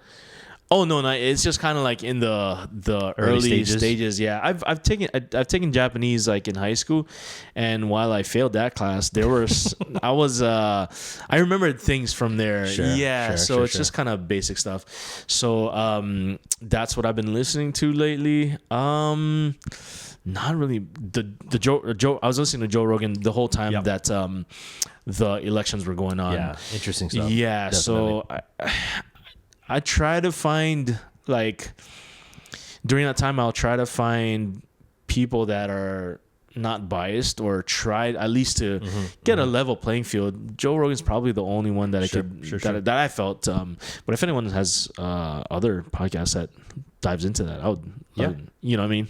Hook it up. So, but listening wise, podcasts and all that stuff, that's probably what Pretty much it. Yeah. What about you? Books or any of the kind? You know, honestly, I really wish that I could just say, hey, I read all these books, but yeah, man, you know, I gotta get one of my friends turned me on to audiobooks, and I gotta get more into that. And I think the reason being is because I spend so much time in the car. My commutes are 45 minutes to an hour both ways each day, right? So I think that I gotta get more into just listening to audiobooks. I did purchase a couple. Bobby Hundreds did his book on there. This is not a t-shirt. That's a good one. I downloaded that.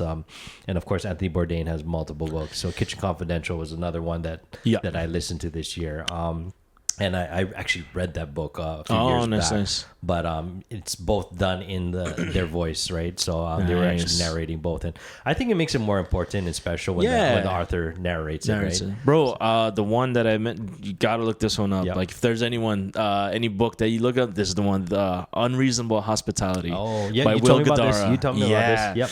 If you're back on audiobooks, Will Guidara, Unreasonable Hospitality. And you told me he was on The Bear, right? Didn't he guest spot on The Bear? I think he was. I think he was in The Bear. I think in this past season. I think maybe when they had the circle, when he was invited to the group of. I think he was one of the guys. Yeah, but there's a lot of things, not a lot, but there are things from that book that they kind of hinted in the series. Dope.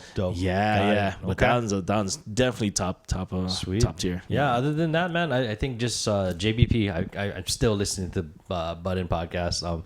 I don't know if you ever follow those guys. I know a lot of people fell off after the initial split, but the new crew they got it took some time to kind of get used to, like obviously new voices, but they're fun, man. It's fun. Like they added in Melissa Ford, so they got a female perspective on there. This guy Queen's Flip, who I absolutely could not stand it initially. He adds a lot of comedic timing to the podcast. But what's dope is that they got like 5 mics on, and then they have like a rotating cast now. So at any given moment, it's kind of smart. Like it'll be like, oh, these are the guys that are here today, and it'll be like 5 or 6 mics on, and it's funny because the way that they rotate the host, the dynamic of the pod can change because just the topics and like how they speak to each other and like just their inner workings. Interesting. So it makes for a very interesting listen to. So, you know, obviously mainly a music podcast. They talk about a lot of world events too and just pop culture. But I would recommend. That's probably one of the most entertaining. I was gonna ask, did they finally come to a place where they have an identity but I think the fact that they switch around might be the identity now. I think that was the call. I think originally I thought it might be too many voices, but it's kind of interesting, especially when they have discourse and disagree. So it's good times, man. It's good times. Right on. But yeah, man. You know, going into Christmas and 2025, you got any plans for Christmas? 2025, we have like our annual cantata at the church. Okay, that's kind of like the bigger production thing. Gotcha. It's not that big, but are you you're involved, right? Normally, I'll have to play some stuff, not characters or one, but play music. Okay. It's always a big thing with the Filipino church, I guess. Gotcha. Yeah, but Christmas, the Honolulu Hale, we still gotta look, make it out there. Yeah, make it out there. Okay. But mark my words, you're gonna stand in line for that train. Watch. Bro. I was always gonna see that. You'll be like, I want to go on that. And you're like, damn it. Then I'll be like, no, that's too long. Sure, we went to the train on Pro Ridge, that's why. So we're safe. There you go. But Christmas plans, that's it. We also have our family Christmas party. Nice. That we do every year. That's Joss's side. And so I think those are kind of like the main things that we do during December. Nice. Normally, though, December 1st is our wedding anniversary. Okay. And we normally go out. Like we fly out to we travel. But we didn't travel this year. I think it's because things are expensive. Yeah, hey, let's be real. And we're trying to be responsible. So Okay, there you go. yeah. What about you? You got plans? Christmas plan, mainly family stuff, man. Honestly, the one thing I know we didn't really talk about it too much, but since the birth of Salem, I don't think this is a bad thing, but I feel like our world has just kind of shrunk. Sure. I don't know if that makes sense. Oh, no, that makes total sense. Yeah. Where you were at our baby shower, it was a great time, man. We loved seeing so many of our friends, people that we genuinely love. And I think for me, sadly, part of that was some closure, and it's not like an end of relationships or friendships. Sure. But part of it was me being realistic with the fact that, like, hey, I'm not gonna be able to spend as much time with these people. Not only are my priorities gonna shift, but truthfully, like, their lives, they have their own lives too. That might not intertwine and interject with ours. The way that they did in the past. So, I think with that said, like, this year is going to be really family centric. Spending a lot of time with just the three of us. My mom and dad have been in the mix big time, and that's been really great. My sister's going to be coming in early January, and we're hoping that she's going to be able to bring the kids as well. Yeah. So other than that, pretty much just family stuff this year, man. Hey, man, public announcement. If you're a friend that has a friend who just turned, who just became a dad or parents, just know that they're just busy, man. If they don't text back, if we don't text back, that just means we had to check on our kid or something. Yeah. Hey. I think that's fair, bro. I think that's fair, man. I definitely do. Shout out to the friends that number one, have stopped by, checked in, up, all of that stuff. But also, I got to give grace too, because I know a lot of people want to give us space right now, which is awesome. But there's also part of it too is just coming to the realization that this is just a new chapter for us. Yeah. I think this is a good thing. So we'll see how it goes. Yeah. Dope, man. But 2025, man. Any goals? Oh, 20, bro. You don't do resolutions, right? I don't. Okay. Yeah, I think we. But get buff. Yeah. On my list. That's in my wallet. Yeah. Right. I don't usually have goals, which is probably why things don't pan out. Okay. Got it. But I could say that this is probably the only year that I'm genuinely excited to just go hard on business. Okay. And content and all that stuff. Man, 2025 is just it's. I told Josh, this is kind of like the year of like hard work and for sure, just making things happen. And so I have it on my. I think I mentioned like my lifelong dream is to offer Josh to be a stay-at-home mom. Of course, that's absolutely. Like the lifelong dream, and I love that social media can have that social media gives that platform, that opportunity to do it. Of course, that's only possible by hard work and dedication, of course, right? Absolutely. And 2025 is kind of, this is the only year throughout my years that I've been genuinely stoked and excited to to make things work and nice, man. make things happen. For you. Absolutely. Yeah, man, 25's for sure. Yeah, it's gonna be nuts. Let's get it. So any goals and like specific goals? It's just to establish the personal brand on YouTube and utilize that to make partnerships with people and whatnot. But that's kind of just in general, just year of hard work. That's kind of the goal. Ray Rap and the YPO group. Hey, come on. Hey, gotta shout out the business. Shout out. Let's go. What about you, bro? Let's see. Honestly, just be present. For my wife, a lot of times people talk about. When you have a kid, obviously the priority is with the kid. There's going to be different needs, right? But if I don't take care of Tristan and if she doesn't take care of me, there's nobody around to take care of Salem, right? So, I want to just make sure we're prioritizing our relationship. I think that's super important.